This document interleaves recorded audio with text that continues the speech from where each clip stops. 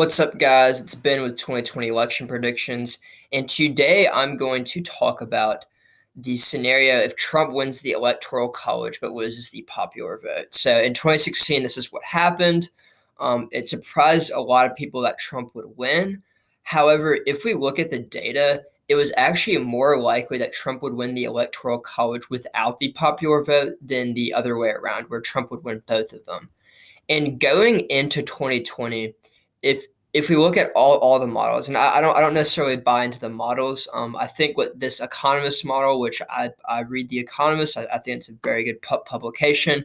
However, I think what this model is including is what the data is showing right now, and I think this model kind of just shows like where the election is today and doesn't account for maybe what might happen in the future. And I think places like other websites like predict it, and more betting markets are including their pricing in what might happen in the future. And I think what most people predict is going to happen in the future is that Biden is going to decline and Trump is going to rise as the race gets furthermore. So as we can see right here, the chance of Trump winning the electoral college victory is about 10%.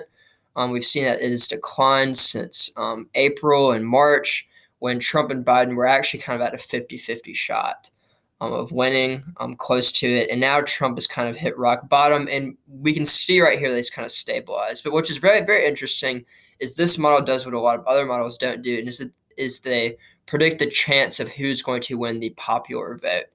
And right now they say that Trump's chances are about at 2%, or a little bit under 2%. So if we just do some quick math, 10% minus 2%, we have 8%. So that is the chance that Trump wins the electoral college without winning the popular vote.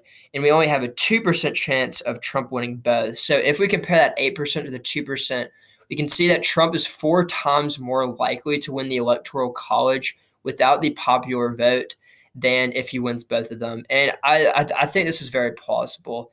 If we looked at predicted that takes more into considerations what people are thinking, it's kind of like the stock market, in that you aren't simply just looking at like a company's like cash flow or income statement or like their accounting sheets. You're pricing in on future expectations and all these things.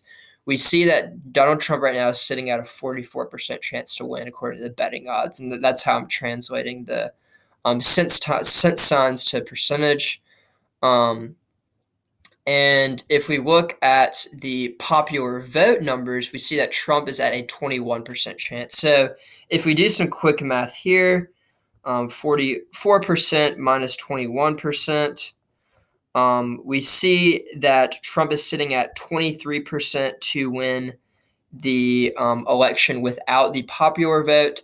And we see that for winning both of them, it's at 21%. And predicted is definitely more of a clunky model than kind of, I would say, the economist, because it's set up with all these rules, and like your profit margins aren't as much just because of the different fees. But we even see that with the thing, 23% is more than 21%. So people are predicting more likely that Trump is going to win the electoral college without the popular vote. And just based on what I'm looking at right now, I think it's pretty much impossible for Trump to win the popular vote. And the only reason I say that is because Biden is going to run up his margins in states like California, New York, Illinois, and those don't even matter according to the electoral college. Just like states like Wyoming or Idaho or Tennessee don't even matter in the electoral college, just looking at it from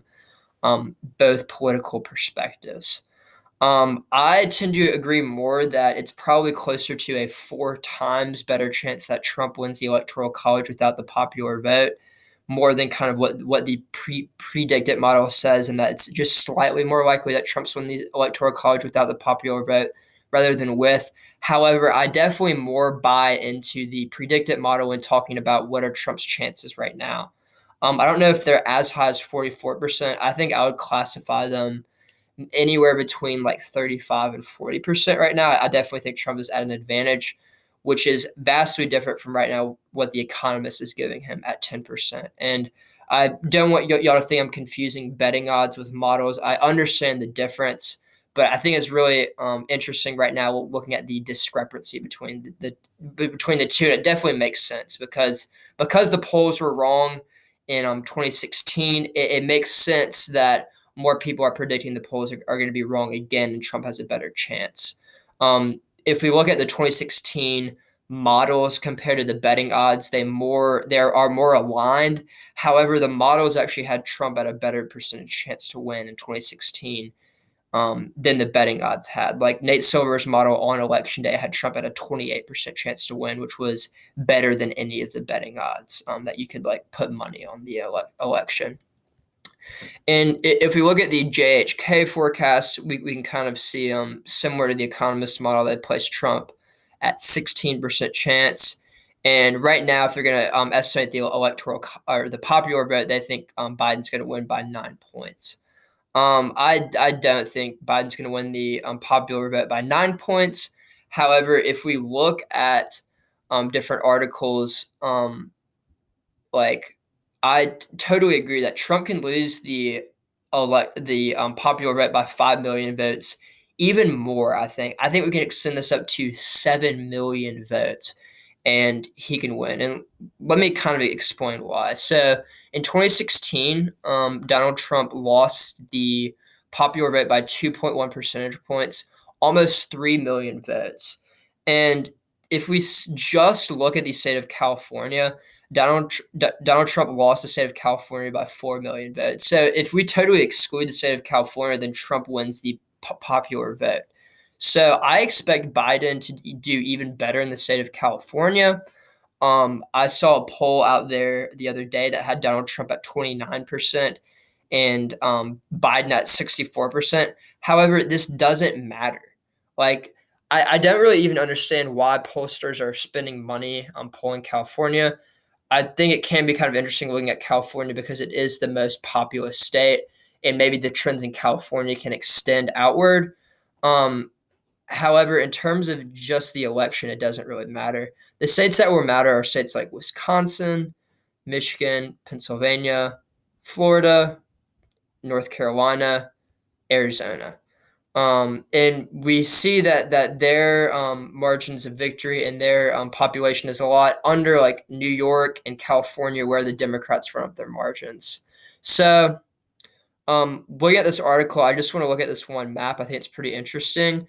If we look at the 4-year decline in non-Hispanic white share of voting age, citizens, we see that where they're most pronounced are kind of in California, Nevada, New Mexico, Texas, and Arizona. Where we don't see these are in states like Wisconsin, Michigan, and Pennsylvania. And typically people have attributed the decline in the non-Hispanic whites as being an increase for the Democratic Party. And it will definitely increase the Democrats' popular voting share, at least in the current moment, in our current political moment. So we can see that these swing states that kind of matter don't see a large decline in the non-Hispanic white voting share. I mean, one state that we're definitely going to look at going into the future is Texas, because that's increasingly becoming a swing state. But if Texas doesn't flip until now, and Donald Trump hangs on to Wisconsin, Michigan, and Pennsylvania, he can afford to lose Arizona. And if he holds on to Arizona and these 3 states, he can afford to lose Florida. So it's definitely very possible.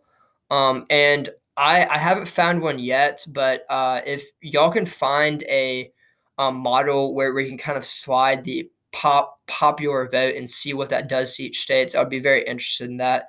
This one doesn't quite do this. I think this is a very interesting model nonetheless, and I'll use it more in the future. But you can basically say if a state goes to blah, blah, blah, like if Trump were to win Florida, he has a 61% chance to win. So I think it's pretty interesting. So anyway, I really hope you like this video, and please subscribe and look in the future for some of my future videos. Thanks, guys.